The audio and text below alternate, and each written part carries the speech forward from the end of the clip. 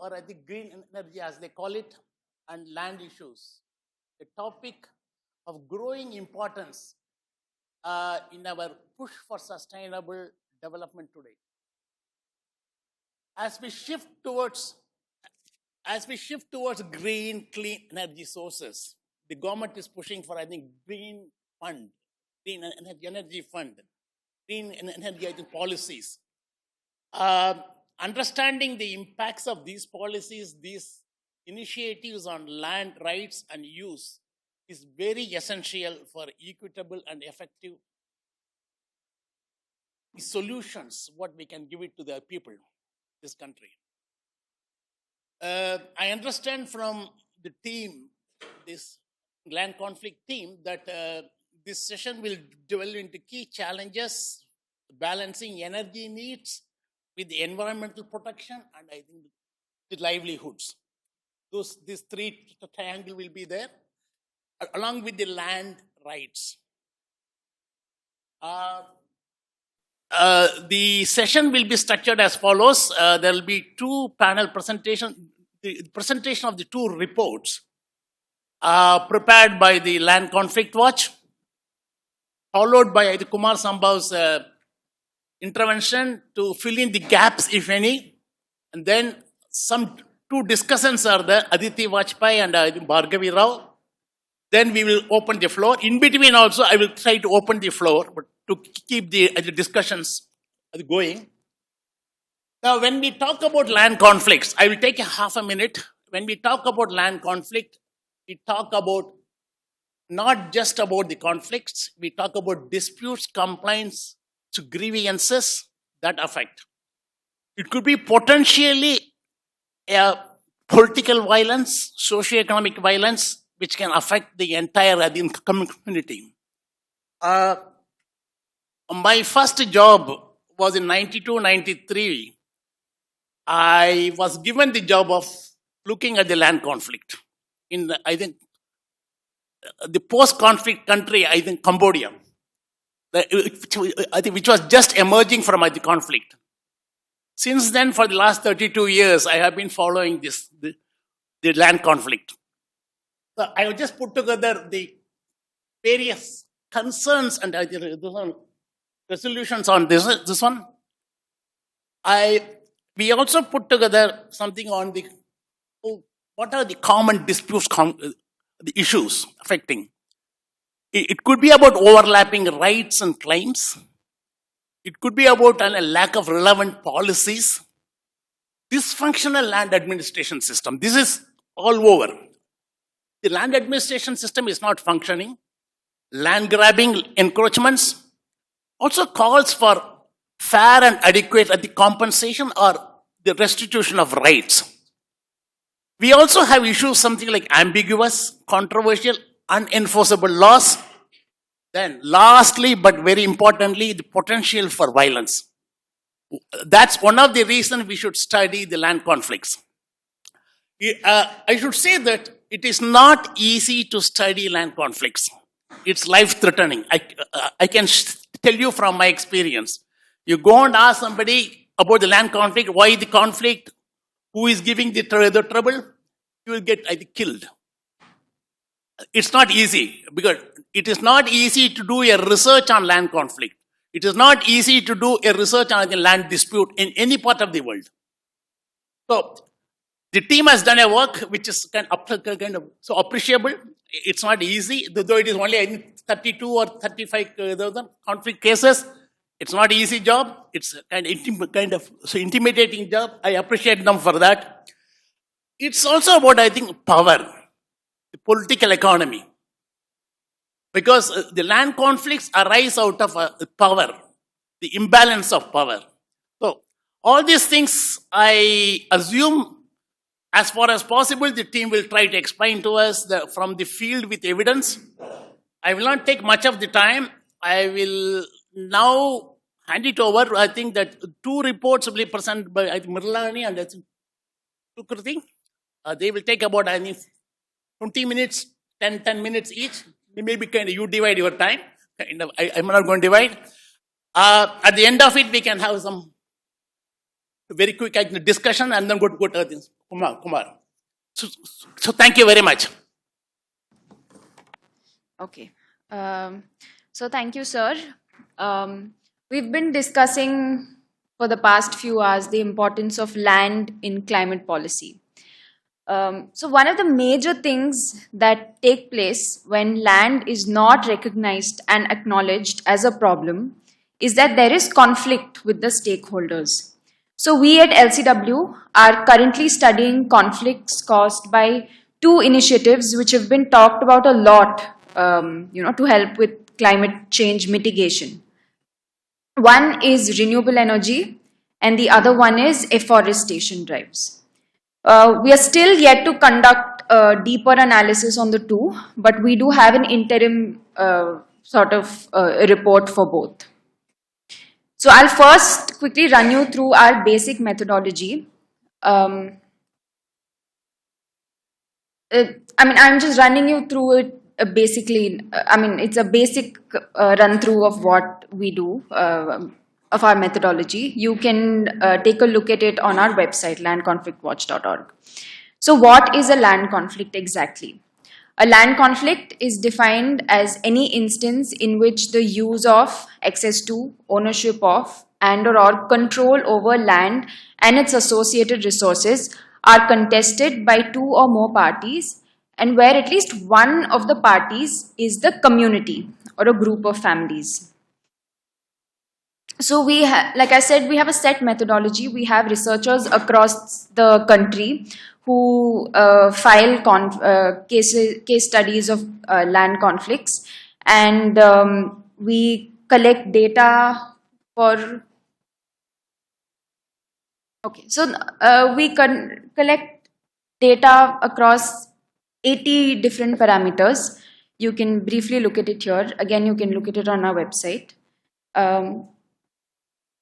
Okay, so this is our dashboard. Again, this is our website. You can take a look at the website and filter out the conflicts.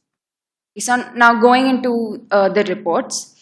So LCW's ongoing study is on renewable energy and land conflicts is attempting to go beyond site-specific particulars in order to identify common issues, patterns, and trends across conflict sites. So there is a lot of work that exists on land conflicts due to renewable energy projects. What we are attempting to do is sort of put together a lot of these case studies to identify trends. Like Sir mentioned, we have 31 conflict cases till today that we have verified and analyzed. These 31 conflicts affect almost 44,000 people, and they're spread across 32,410 hectares of land in all. 9 of the projects which are causing conflicts have been completed, while 9 others are still being constructed despite protests. 5 projects have been stalled due to protests, and 1 project was actually scrapped because of the protest. And overall, 7 of these 31 conflicts have ended on the ground, or rather they remain inactive. Okay, so this will show you a distribution of the conflict across states. Like you can see, Rajasthan and Gujarat has the maximum number of conflicts. In the recent report released by the Ministry of New and Renewable Energy, I think they released it just last month, they have also mentioned that Rajasthan and Gujarat have the highest number of renewable energy projects across the country. So what is the tenure type of land affected by renewable energy conflicts? So you can see here that 48% of the cases involved just common land alone. They were situated on common land or community-owned land. There were 32% of cases which were spread across both common as well as private land, and almost 20% of the cases where only private land was involved. So what were communities using these lands for, the conflicted land? Again, like you can see here, a huge portion of the cases involved the takeover of land that they were using for cultivation, agriculture. So the communities, even though it was common land, they were using it to cultivate and earn a livelihood from it. In about 11 cases, they were used as grazing land. And in 4 cases, it was used as residential area, meaning people had to literally be uprooted from their houses or places of living in order to,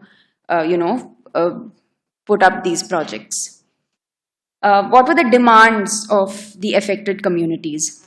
So, in 42% of the cases, um, the demand was for the legal recognition of their land rights. A lot of people didn't have pattas, so some sort of legal recognition they were demanding to, protect their land rights. And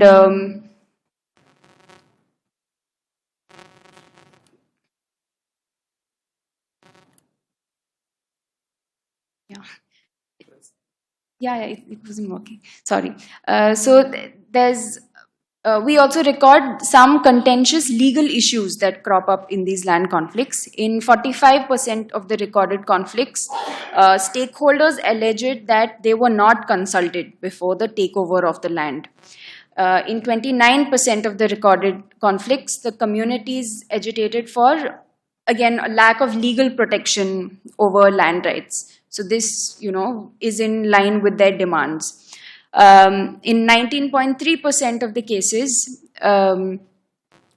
they saw violation of environmental laws. And it also saw issues of non-payment of compensation or promised compensation. And also they said that there were land record discrepancies in these cases. We also document the violation of constitutional rights.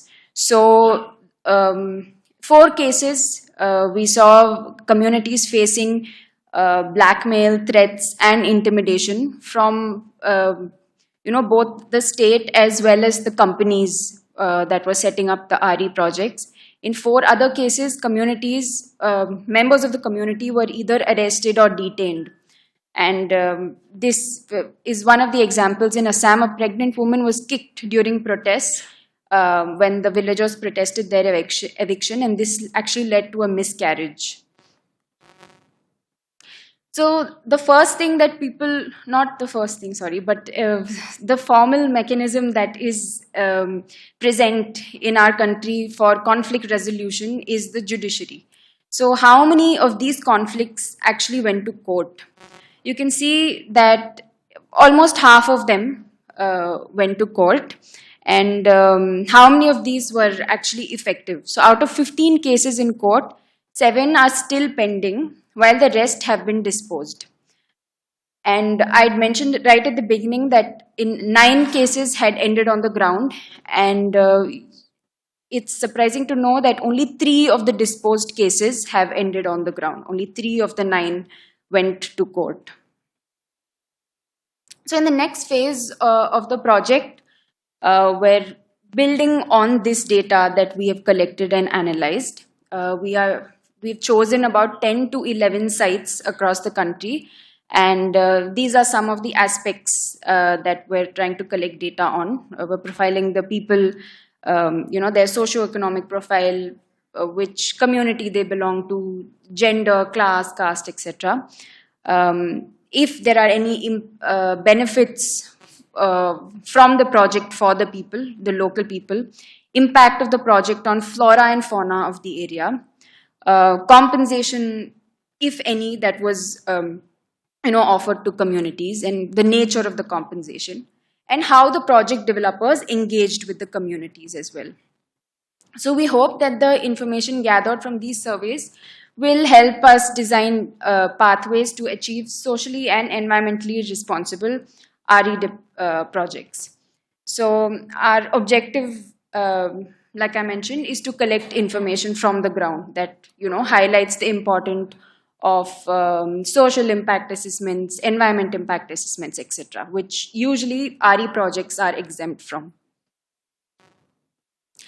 So moving on to the next study, the climate action, though imperative, is leading to increasing demand for land across the globe, like we've mentioned.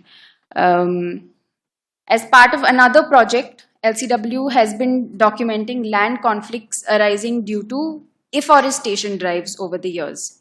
So we have conducted an initial analysis of these conflicts. We have about 30 updated and verified cases of land conflicts caused by plantations or afforestation drives undertaken by the Forest Department. These conflicts are spread across, so these are the afforestation drives that are conducted under the CAMPA Act. I don't know how many of you are familiar with that. So these conflicts are spread across, sorry, Aditi will be covering that in the next few minutes. These conflicts are spread across a total land area of 3,89,000 hectares and affecting more than 16,000 people across the country. All conflicts lie on common land, and 90% of the conflicts are on forest land. So over to Sukriti, who will dive deeper into some of the case studies that we have documented. Okay. So I'm just going to briefly and quickly talk about how the renewable energy conflicts that we have mentioned in our report, how they play out on the ground. If you already know about it, think of it as a refresher.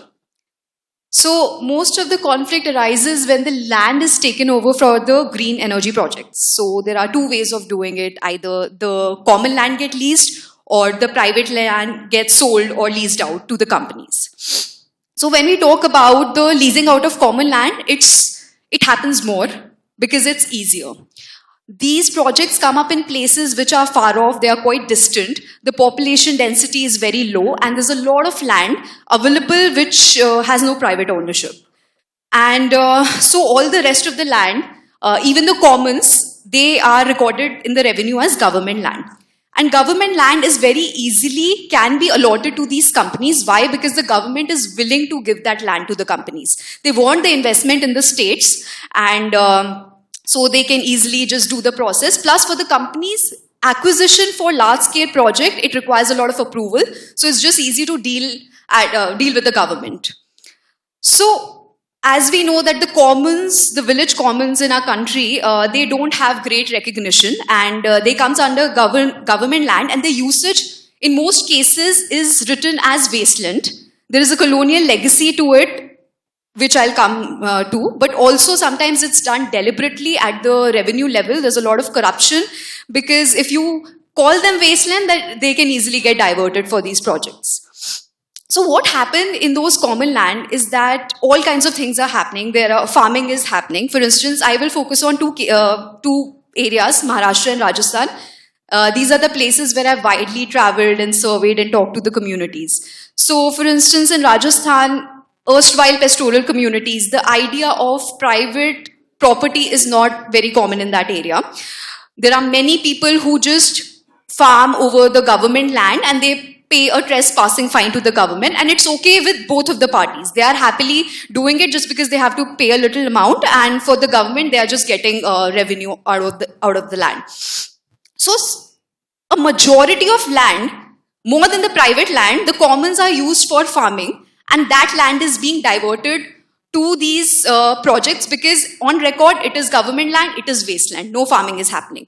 Same is the case with the grazing land.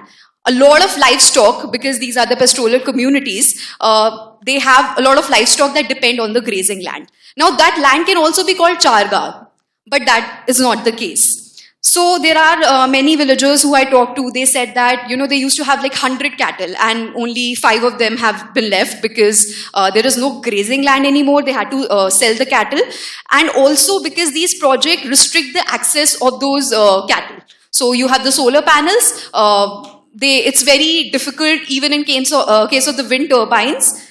It's just risky because there are many who gets electrocuted and they die. So those are the cases as well. Then the water catchment areas, the areas where the water gets collected and then flows into the water body.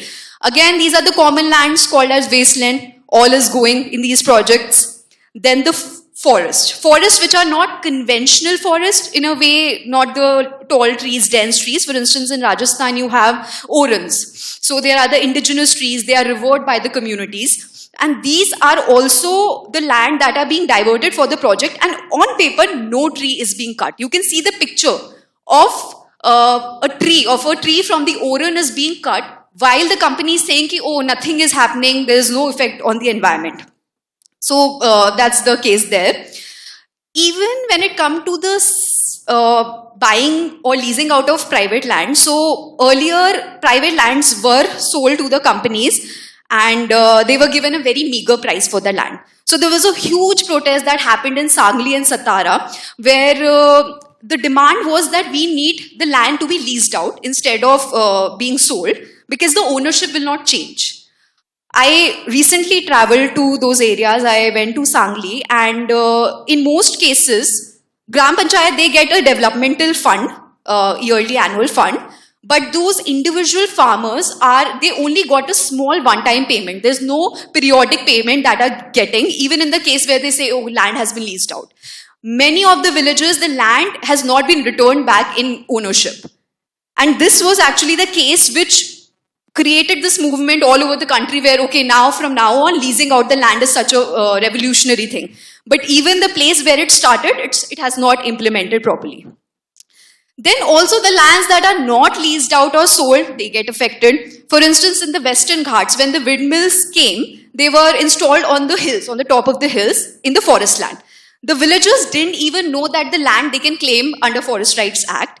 And they said, okay, this was a government land, so that has gone. We can't do anything about it, even though they depended on it for its sustenance. Now, hills were cut, forests were diverted, windmills were installed, and every monsoon, the water catchment areas has been destroyed because of that. And every monsoon, the area witnesses landslides, it witnesses flooding. And obviously, no compensation they get. Because on paper, nothing has happened which is illegal.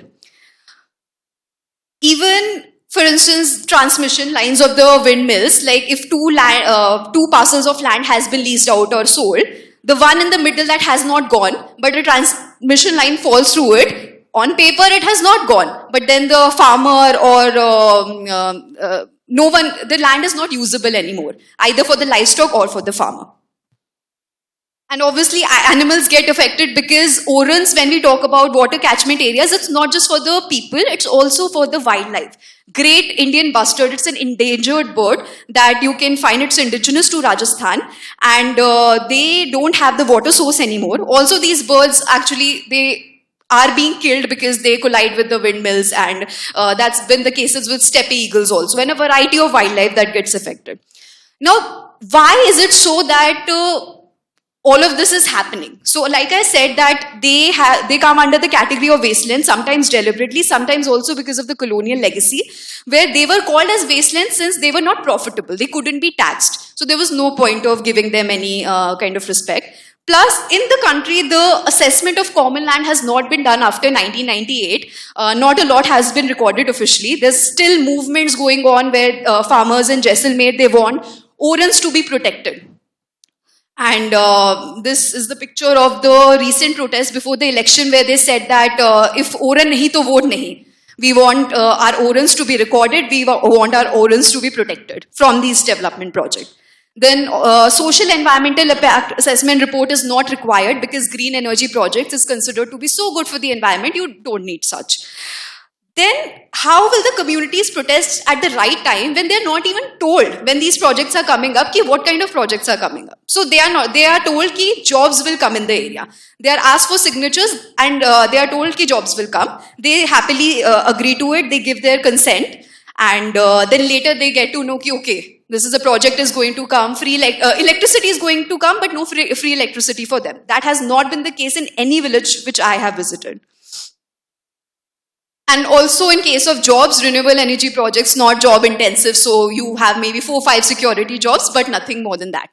Then what has been the case? Why are these the problems that cannot be resolved? It's because even after the protest, these communities are not really a vote bank. As I said, they live in far off distant places. There are not a lot in number, so no politicians even visit them. Forget about anything else. They are completely disconnected from the mainland. Even in mainstream news, you will not hear a lot of news from these areas. Then legality of it. Okay, they goes to court, but how many times do they get the protection from the court?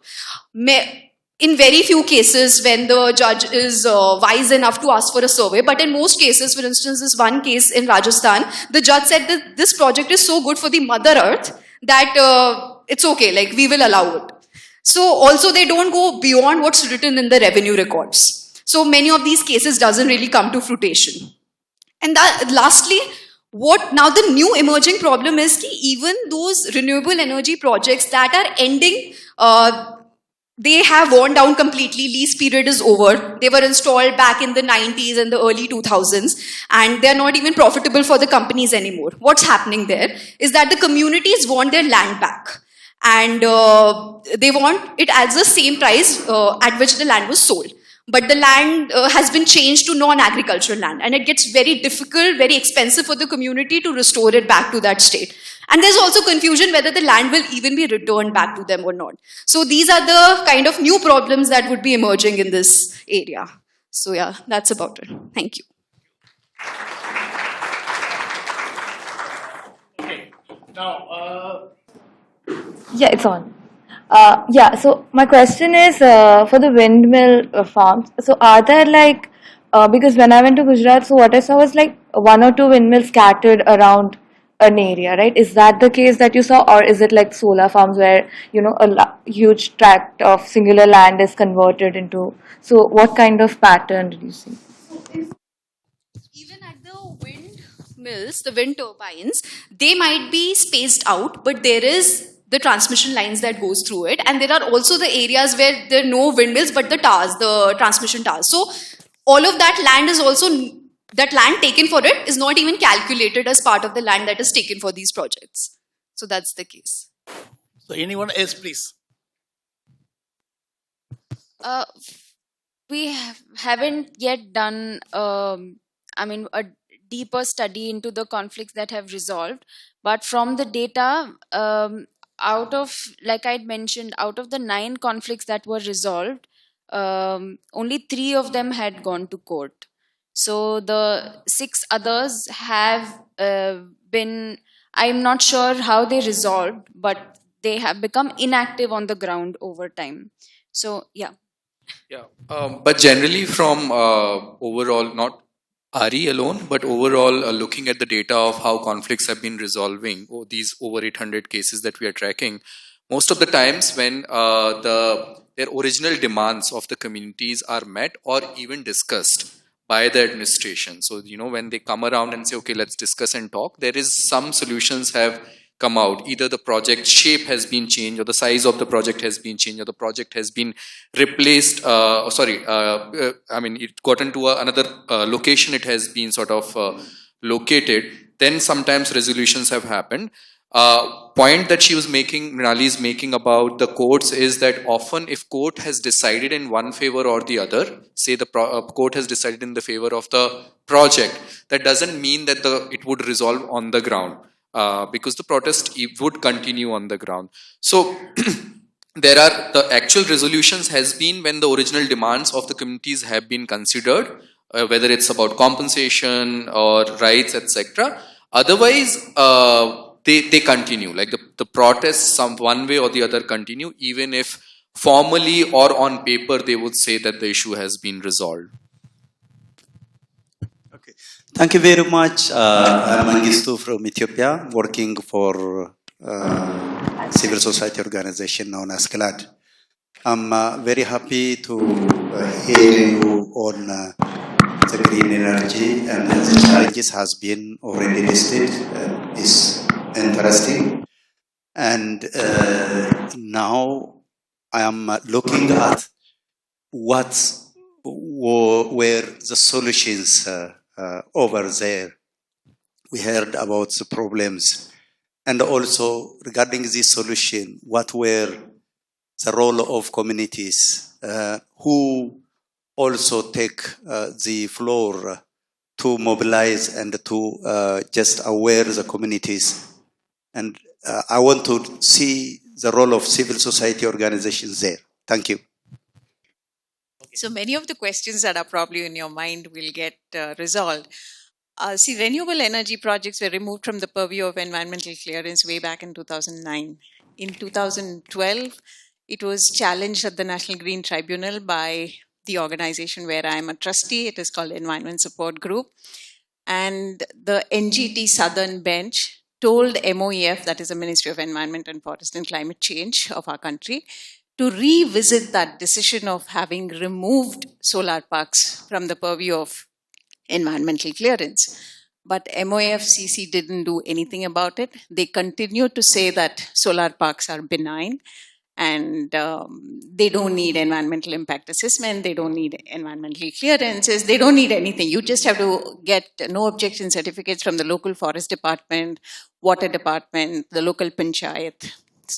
So that's the answer to your question. So talking about how renewable energy projects are unfolding in the country, what LCW just presented is a classic case of how the entire country, we are soon going to have solar panels across the country. And it is going to displace agro-pastoral communities. These agro-pastoral communities know nothing else to survive other than that. And their life is revolving around both agriculture and pastoralism. And it is dependent on the commons. So in case of renewable energy projects, in addition to taking private agriculture land, the common lands are also pooled together and parceled off. And it is parceled off to all these big developers, the big corporations in India. But if you look at it from a legal perspective, non-conventional energy is a function of the panchayat. According to the 73rd, 74th Amendment, which came way back in 1992, if you go back and look at the 11th schedule, 12th schedule, it is very clear that non-conventional energy should be done by the panchayats. So decentralization is a way to move forward. That's another answer to your question. So cooperatives, decentralized solar parks, the panchayat should be able to decide how much land they can give for these kind of parks. And then solar parks have to coexist with agriculture and pastoralism. You cannot have it in isolation. Because again, a large section of our population depends on agriculture. So what has happened, I'm speaking from the experience of Pavagada and Assam. I was part of the fact-finding committee that went to Assam. And there is a beautiful report called The Anatomy of a Solar Land Grab. I would urge all of you to read it because that is where police force was used to grab the land. And the land was grant land. At some point, the state had given that land to the poorest of poor people, and that land was taken away by, kicking and hitting and using a lot of violence. And another interesting point in the country is, we all know, NGOs of the country worked very hard to fix the land acquisition issue. The eminent domain kicked in all mega infrastructure projects and threw people left, right, center out of their lives and livelihoods. So systematically, groups worked and brought in the first set of fair compensation processes in 2010, then in 2013, and then in 2015. The final 2013 Land Act has been put in cold storage. None of the states have, there is no zero uptake of the latest provisions. And there is a dodging of this Land Acquisition Act, the fair, what is referred to as LAR 2013. Instead, the state is finding dubious ways to appropriate land. And one such dubious way is the lease method. So it is lease, direct purchase from the farmers and by threatening and beating and using force and violence. So when it comes to lease, you will assume that it is a fair process. You're all invited here and we'll decide the lease amount. It is not like that. So in Pavagada, what they did, they hired retired government officials, asked them to go around talking to all the villagers in all the 5 villages, and the retired officials convinced all the villagers. They've taken 13,000 acres and it's not a joke. And it's all double fenced. You can't enter inside. There are CCTV cameras everywhere. So that was how land was appropriated. Common lands are appropriated. Common lands again come under different, every state has its own laws under the Revenue Act. So in case of Karnataka, again, the district collector holds the ultimate power to make that decision. So in the case of Karnataka, there is a rule 194 under the Revenue Act, where it gives this power to the DC to decide based on the number of sheep and cattle, he can decide how much land should be there for grazing purposes. So it's very obvious they fudge these numbers. And even that we challenged in 2012 at the NGT, and all these institutions anyway violated the NGT order. So in this context, state after state is fudging the revenue data to show that common lands can be given, and we already heard enough about wastelands. So what is all this leading to is the next question. So in all these areas, they're promising jobs. In 13,000 acres in Pavagada, there are only 2,000 jobs. 0 women. Skill building is happening, but skill building is happening in urban areas. 0 skill building in rural areas. And the prerequisites for skill building is something very high. They need to have something like a diploma, ITI, which our rural children don't have at all. So the next layer is girl children are being pulled out of school. Child marriage is happening in Pavagada. Newspapers have reported it. I'm not saying it. Trafficking has started in Pavagada area. So, these children are giving birth. They're 12, 13, 14, and they're giving birth. It has also led to food insecurity at the household level, because even in 1 acre of land in India, farmers know how to grow that one crop which will, be their staple. So today there is no staple. The men have migrated out. There's very little food at the household level. These children are getting married. Their bodies are not ready for, childbirth. So maternal mortality, infant mortality, malnutrition, stunted growth, all of this is going to restart. We haven't even done our census in 2021, so we don't know. So this is a problem that is unfolding. A lot more research is required. A few new researches have come about in terms of quantitative data. It's interesting to read them. It's easy to find them. You will find them. So the answer to this is decentralized solar panels and rooftop solar panels. Cities can have their own rooftop panels. There is no need to have large solar parks and draw all that energy into cities. The energy from Rewa, Madhya Pradesh goes to the Delhi metro. The energy from Pavagada comes to Bangalore. And all around, we have disturbed habitats. In Karnataka, it is the black buck habitat. Again, Karnataka was also home to the Great Indian Bustard. Karnataka, Andhra, Maharashtra, Gujarat, Rajasthan were the home to the Great Indian Bustard. And the NGT judgment very clearly said Karnataka has to come out with a state action plan to conserve its GIB. Karnataka did nothing about it.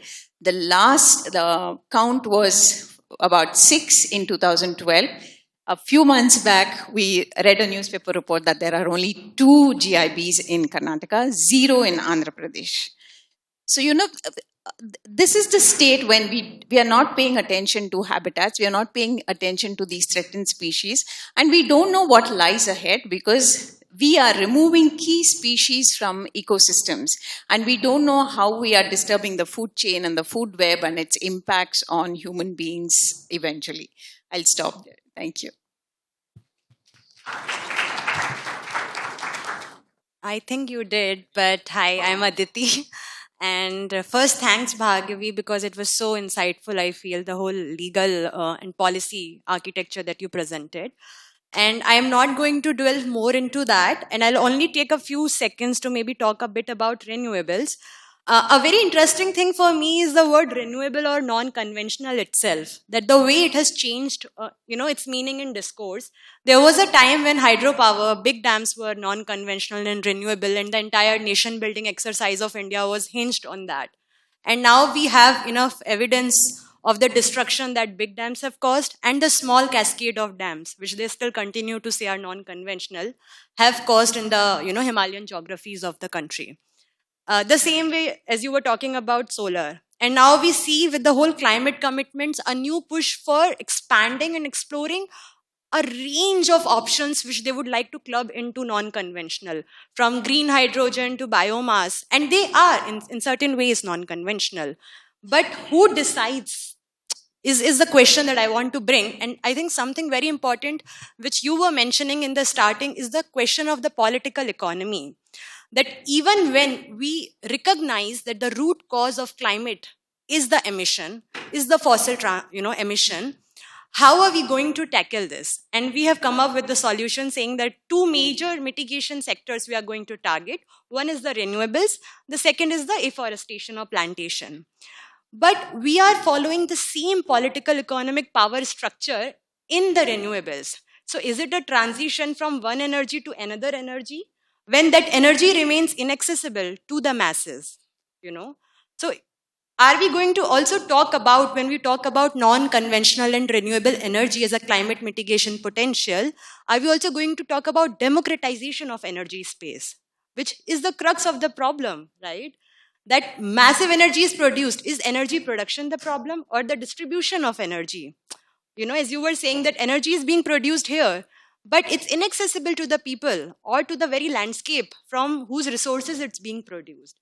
And I think that's a key question that has to start coming up, and it has been raised by unions, but it has to take the center stage. And we cannot just be talking about that, oh, this is a better energy or that is a better energy. We have to talk about the structure and format of energy production and energy distribution in the country. The second thing I think which is very interesting is when we talk about the implications on the community, we often talk about the cumulative impact assessment of the projects. But when we look at the communities, be it the pastoral communities in Gujarat or the indigenous communities in Madhya Pradesh, when you look at the cumulative impacts and implications faced by the community in a landscape, it's not just one project. It's the fossil project also. So it's also mining, which is displacing them. In addition, there is a solar project. Then there is an infrastructural massive expansion project. So I feel that even the impact on community has to be looked in a wider landscape and geographical lens. And that's something that just I wanted to bring into.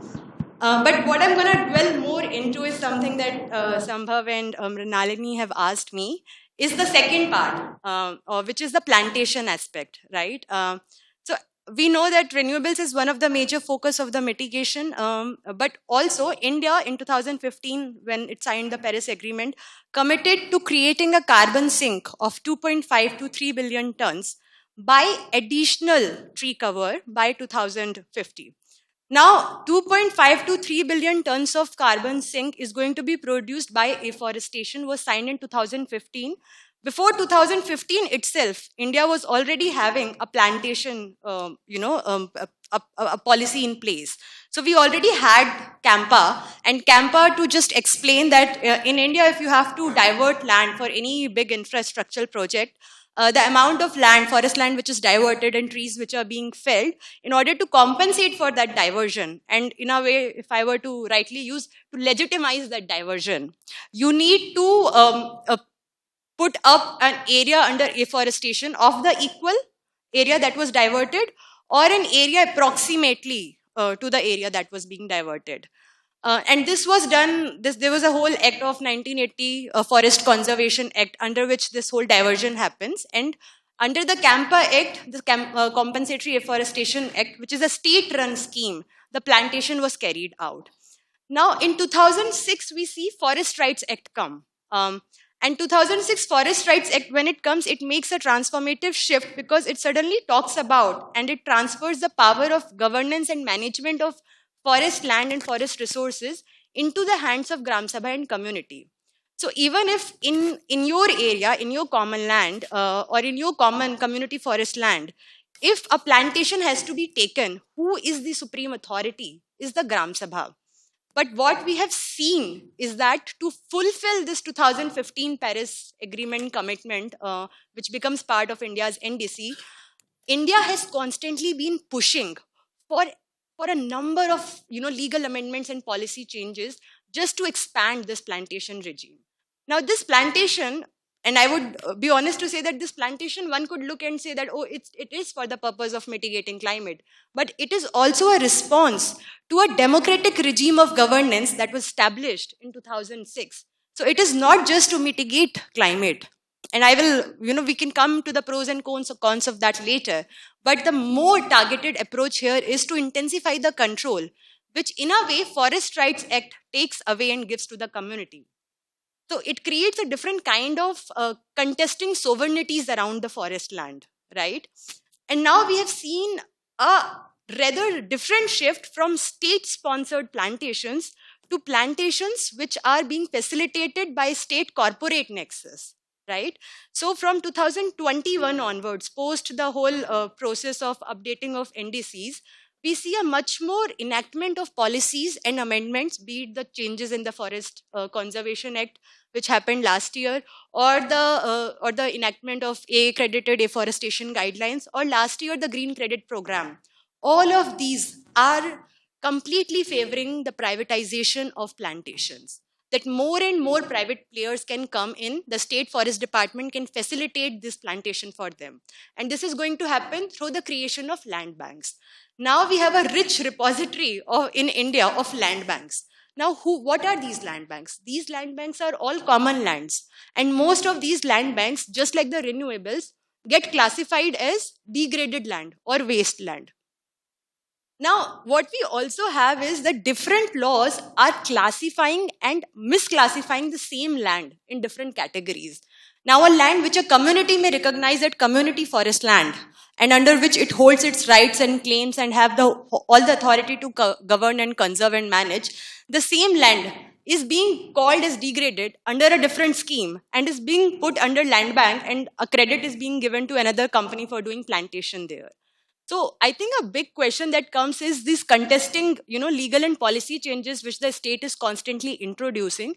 And what it does is not just land grab, but on the very everyday basis, it restricts their access, it sort of relinquishes their rights, and it also delegitimizes the authority that the Forest Rights Act still sort of, puts forward into the place.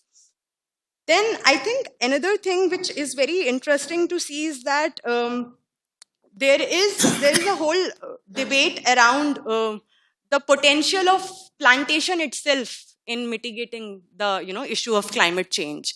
That are plantations actually the way to mitigate climate change? Because what they have done is not mitigated climate change, but rather allowed the business as usual approach to continue. That, okay, go ahead and build that massive project in Andaman, but it's okay enough because listen, see, we are compensating it here. And this has become the norm today, that all the diversion gets justified because the same people who are diverting land for fossil projects or infrastructural projects are also the same people who are investing in renewables, also the same people who earn benefits of the plantations. So they get 3 awards. And the same way, the community is marginalized or faces the violence at 3 levels. So I feel it's very interlinked. The entire discourse of fossils, renewables, and plantations, the power remains with them, and the community is marginalized again and again and again. There are cases where we see communities who were displaced earlier from one project are now being displaced because of plantation. Some of them are undergoing 3 levels, 3 phases of displacement, 3 phases of relocations. So, yeah, I'm going to end on a really, I feel, sharp note, but I think that's the bitter truth of the country right now, that we are in a place where the regulatory framework of our environmental policy, which was to monitor the activities of the industry and corporates and ensure that the environment is protected, has been completely watered down. The EIAs and all other kind of assessment. And what has been promoted is the way that they can easily continue, and advance the corporate interest or the diversion. So, yeah, thanks. Maybe I'll pass to Sambhav now. No, I think the lovely ladies, both sides of me, have spoken so well and really covered everything. I just want to add one quick point, and I'll hand over back to you, taking away from what Aditi was saying. Yeah, if you look at it, it's so bizarre. What really happened is you you had extractive industries, which thrived on extraction from communities' land. So one place you had communities alienated from land because of all the fossil fuel industries extractivism. And then that extractivism caused climate crisis, which is why we all are here. And because of that climate crisis, the most impacted and most vulnerable are the same communities, right, which were already alienated from the land because of this industry's thriving ways. And then you have a solution. Now the whole world is talking about solution to the crisis or the mess that they created. So all of us are getting together to find a solution to that mess. And there is an economy building on that solution. So you have a green economy, what we are talking about, and you have all the rich and powerful of the world coming together to find solution, building an economy on that. And that is again impacting the same communities which were at the receiving end in the past. So you talk about transition, you talk about solution, but you repeat the same mistakes, you repeat the same injustices that were caused in the past. And there is immense talk about just transition. And what just transition ends up talking is about employment, displacement, but it doesn't address the real injustice of what happened in the past to communities of alienation of land. And should that new transition, or it shouldn't just be the energy transition, but really the just transition, should it also repeat the same injustices? It has to sort of be in, if it has to be just, it has to address these fundamental issues of the power of politics, right? And the way any economy develops, the moment they find an opportunity to build a new model of economy, which is right now renewable, which is right now plantation. As Aditi was talking about, renewable, we all understand. Climate policy, we had a national forest policy in India, which is 1985 national forest policy, which clearly says that the first right over forest is of communities, of people. And this policy has continued till now, until last 4 or 5 years. And no law can go against a policy. So policy is like the larger sort of set, and then under which laws are framed. That's why we have Forest Rights Act, because we have a policy like that. But there has been a constant attempt to change that policy and remove that clause of people have the first right, and make businesses and commercial interest have equal rights over forest. And that's why you have the new mechanism where plantation is being pushed. So you have NDCs, you have climate targets, you have renewable energy targets of how many gigawatt in 2030?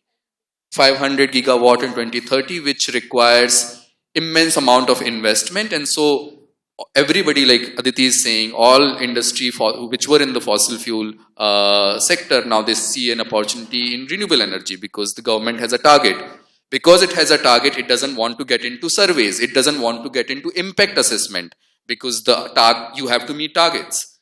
And nobody wants to really do the complex thing of assessing what's the impact on communities, what's the impact on the environment.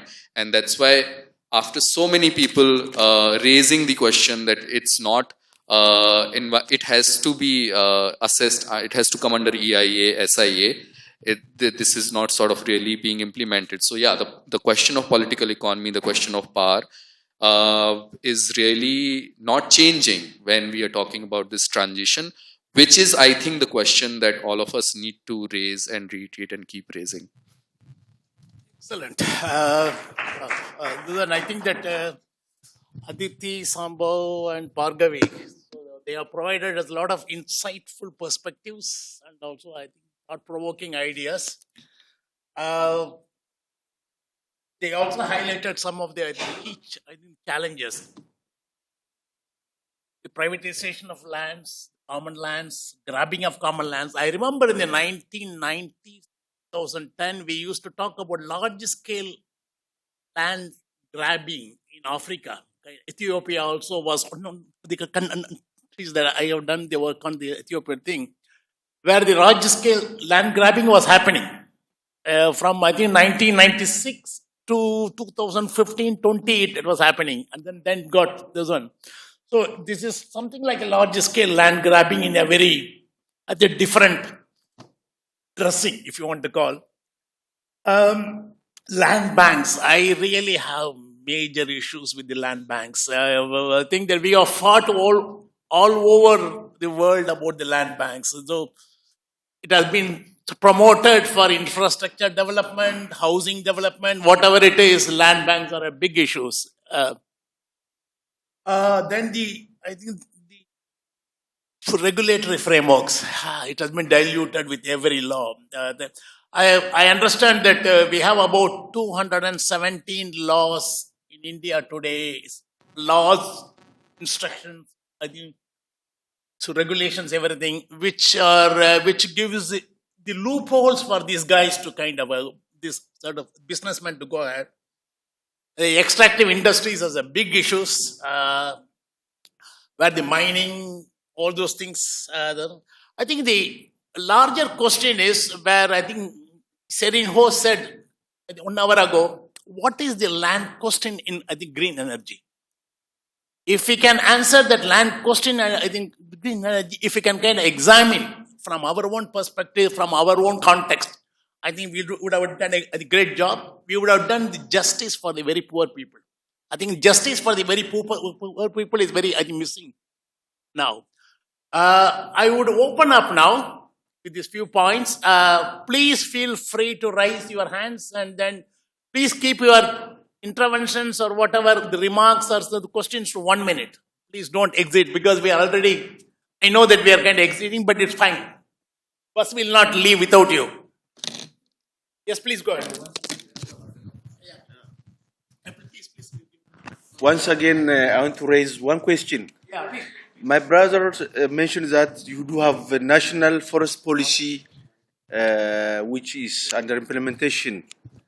What about your land use policy and its implementation in order to minimize such conflicts, whether it is on renewable energy or other investment activities in your study? Sorry. Land use policy.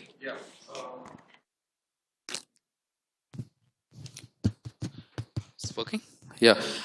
We don't have a national land use policy. There was one being brought in at some point in early 2010 by the previous regime.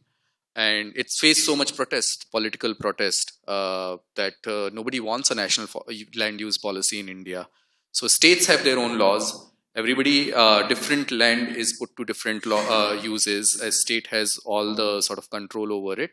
And it's arbitrary, so we don't have a policy, unlike a national forest policy. And we know why there isn't. When the draft was enacted, it was in 2013 by the Agriculture Ministry, Rural Development Ministry.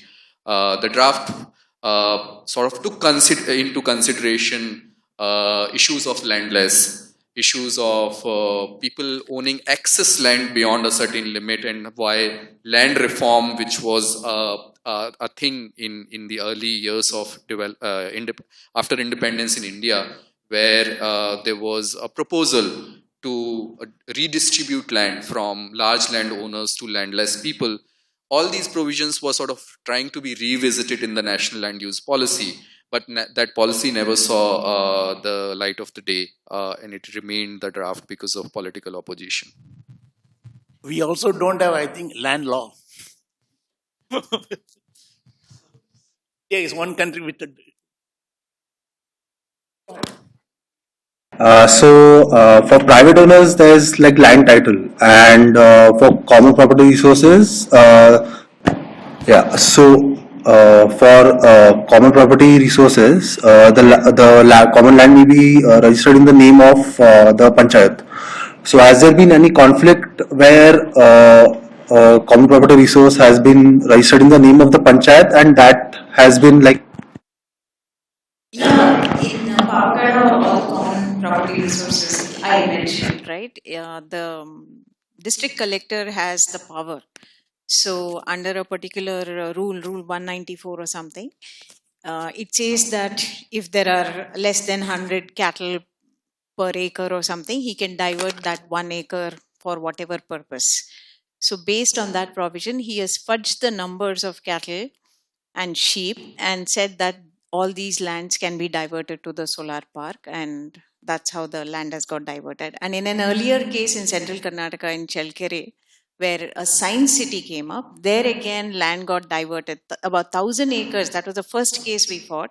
1,000 acres got diverted to a private solar park. Using the same thing, the DC, diverted it. And also grasslands, which we also refer to as the open natural ecosystems. In every state, they have special protection. In Karnataka, they enjoy the district forest status protection. And there was a court order saying that these district forests should not be diverted for any other purpose. That court order was fudged, saying that the court order says that it can be diverted for public purpose. And it was diverted. It's all there. So there's another report called Forfeiting Our Commons, written by the EST team. I would urge you all to read that. So my first question is,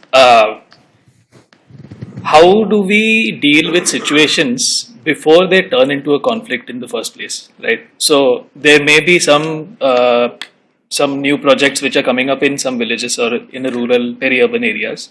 How do we stop them from turning into a conflict in the first place? Secondly, what are the real world applicable solutions to such conflicts? Because I think decentralization is a solution, but it puts the pressure on the locals than the policymakers, right, or the governments. So if you could comment on that. Okay, so to answer your question, firstly, conflict is not a bad word necessarily. So the fact that there was conflict in all these places is that people had some sort of negotiating power to come and speak up against, the unfair takeover of land.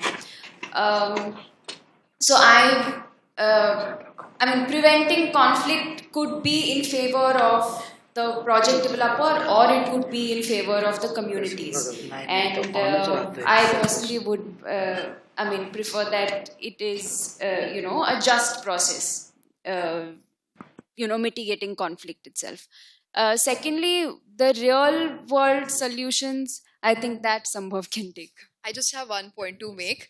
I think engaging communities in the process, if you're not even telling them what project is coming up on their land, conflict is bound to arise. So that has been the case where at least in all the places I have visited, the communities had no idea, no project representative came to tell them what's going to happen. They appoint agents from within the region to do all the land dealings. So you're not even coming in front of the villagers to tell them, okay, this is going to happen.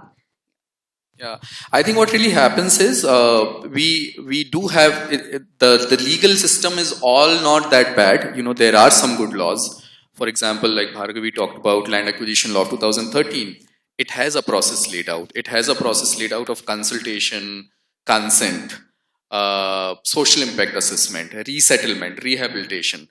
Law was discussed, enacted by the parliament, taking all these processes into account. Is there a willingness to really follow this process in the political economy ecosystem? No, because most states have bypassed it. Even if there is, it exists only on paper. Nobody really wants to engage, like Sukriti is saying, with the process, with the communities, because it's a long and complex process. People want easy, easy ways.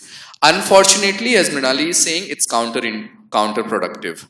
You want to ride roughshod over communities, do not want to give respect to their voices, think they are not really worthy of engagement. Eventually, they are aware of their rights in most cases, and legal as well as sometimes if it's not legal, legit. They are aware, if it may not be legal on paper, but they know what is legitimate rights of theirs, and they would ask for it, and the conflicts arise.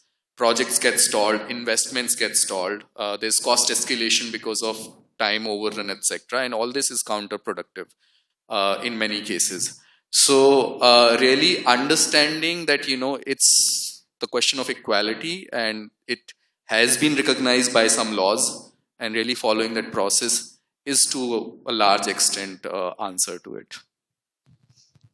One more layer to that is literacy.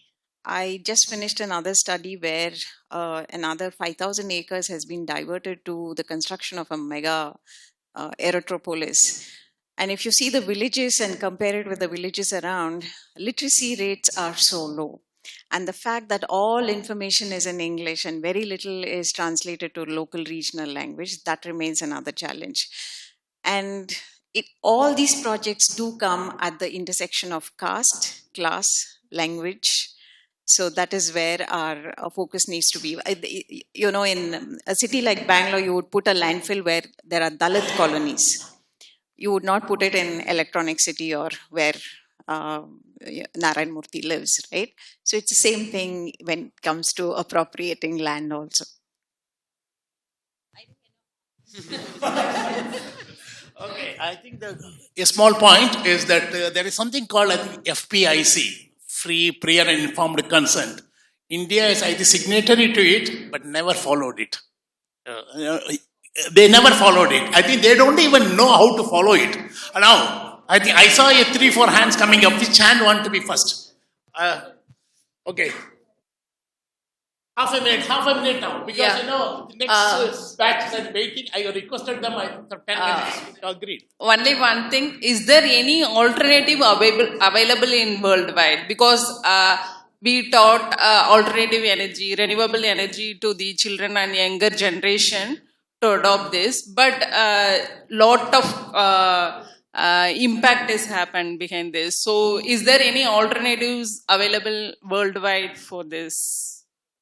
So, in any of the conflicts that you have reported so far, has the accountability mechanism, the non-judicial grievance mechanism of, say, DFIs like World Bank or ADB, IFC been used? And if they have they resulted in a better conflict resolution? Quick one. No, unfortunately, we don't have a specific answer to it. We are looking into it right now. We are looking into where the investments of international multilateral agencies are, what their mechanisms are, and what's the correlation of it. So that's an ongoing work. We don't have an answer to it. But otherwise, from anecdotes and hearing from people, we do know of some examples where some action has happened. I know of one project in Jharkhand, definitely, where some results were there because of using this mechanism of accountability. Sorry, I'll just add one point. It is very difficult to trace money, number one. World Bank did support the Pavagada project, but we found it extremely difficult, from point A to B, C, D, how it even reached. That was one question. The only case that was challenged was the Tata Mundra case. It went to the International Court, Supreme Court in the US. Now I'm going to collect, I think, 2-3 questions and then kind of one answer at the end, okay? Because the kind of other team is waiting. And who wants first? Okay. Okay, sir. So I have one suggestion that came to my mind. In all renewable project, any kind of government project, they form a committee before approving any project. So we cannot make after approving the project, we cannot make anything. In the community, even common people can also be joined. And they can put their problems. They discuss positivity and negativity, what will be happened. Right? After that, yes, sir. So, if everybody, whatever the committee says, they will be noted. It will be returned. Even after that, if any problems, that can be taken into court. Right? So I want your opinion on this. Next one is waiting. Jack. My question is very simple.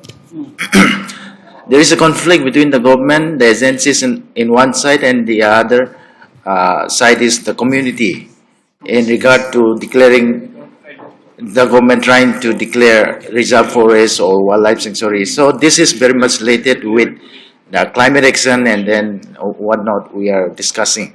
So, what would be the best solution to address as a community, and what can we do? This is my simple question. So, since we are talking about the renewable energy and minimizing the energy, so why can't we talk about the our energy carbon footprint? So, we are using AC in the temperature of 20. So, why are we using AC? Yeah. Would be the one of the approaches of the state to sort of deal with climate action institutionally is to set up climate cells at state level, district level, city level. Is there any potential that these climate cells hold in terms of institutionalizing some of these possible laws or actions? That's my general question. Oh, one more this there. Okay, okay. Thank you. My question is the role of, still now I'm just looking the role of civil society. Do you have a strong civil society network who can be the voice of voiceless?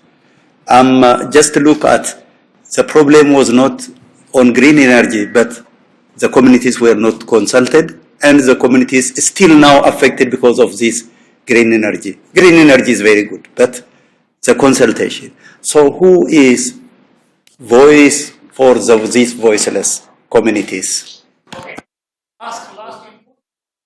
One thing I just want to provide some information that regarding the alternative hearing mechanism, World Bank has a provision of inspection panel, though it has been thoroughly weakened, and international IFC, International Finance Corporation, also has a mechanism, and that mechanism, to some extent, it is trying to at least demonstrate that it is working.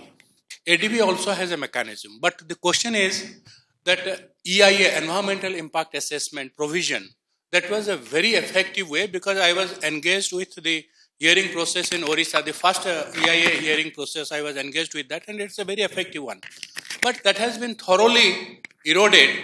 Rather, the effort should be on strengthening that EIA process. Thank you.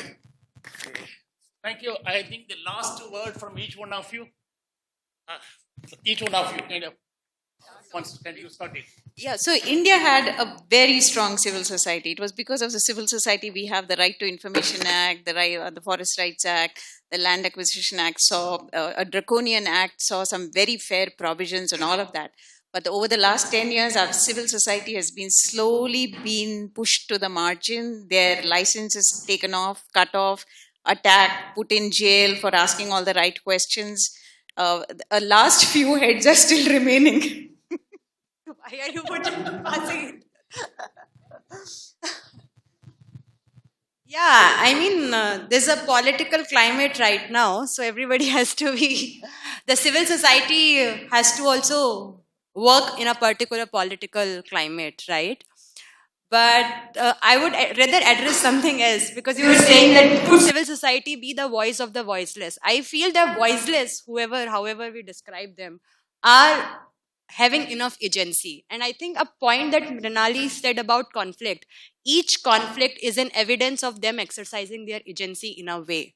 Them saying, we do not agree with you. This is not, it may not work out in the way or their favors, but each conflict in a way also shows assertion, of the community's agency. And I think that is something which we all should sort of, we should register it, that it's not that they are voiceless, that they have no agency and this is all happening. The powers which are operating are too big enough, to contest. But still they are able to exercise their agency. The second point, which was about the forest, is about this notification process of areas, protected areas or, wildlife sanctuary, national park. This is actually been happening as part of the Wildlife Protection Act. But under the Forest Rights Act, the community, the land that they use, which is the community forest land, that is also a category. That becomes a legal category. Community forest resource land, CFR land. In the Northeast, under the ADCs, you have the community forest as a category. So these are forests which are notified by the community based on their own traditional systems of governance, management, and conservation. Plantation, we have all been talking about plantation and we think plantation is an evil word. But plantation belongs to a traditional aspect of management. What is getting planted and who is doing plantation is in question, not plantation as such. Okay, that's the so the last word. I think everything has been covered by Bhargavi and Aditi on solutions, and there are real, like, whatever in short term what we can ask for. I think many of these things are very long term, like and we should all be working, and with incremental effort things come in. But yeah, I think EIA, what you're saying, making the EIA process robust, it doesn't work in the current framework. Exemption from RE or no exemption is really not going to work, because the current way EIA works is all paid by the project developer to a consultant to write a favorable EIA report. That needs to change.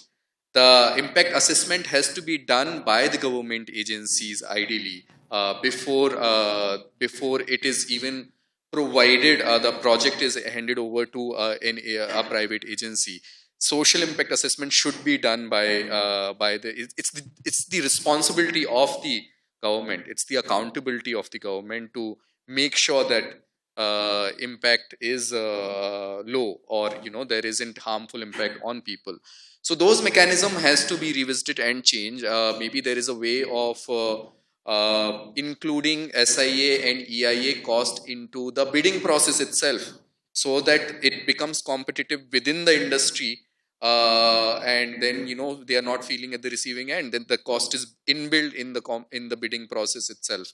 So those few measures can be taken. Unfortunately, just it's very target oriented right now, year wise number of projects, and which is what is creating this mess. The investment is right now the focus. So yeah, I'll end there. So it's 85 minutes. We had this session. I think before I think the clock started, we had some, I think, 8 minutes or 10 minutes. So thank you very much. It was very insightful, very valuable discussion. We can go on discussing this. Thank you for the panelists, each one of you. Wish you all the best with your work and the research. I know that it's not easy to do this research. So thank you also to all the participants for staying here till 6:30. The buses are here. The next session is I think. There is a movie screening next, documentary screening after this session. So enjoy your evening. See you tomorrow morning at 9 o'clock for the next day sessions. Okay? Thank you very, very much, each one of you. Thank you very, very much.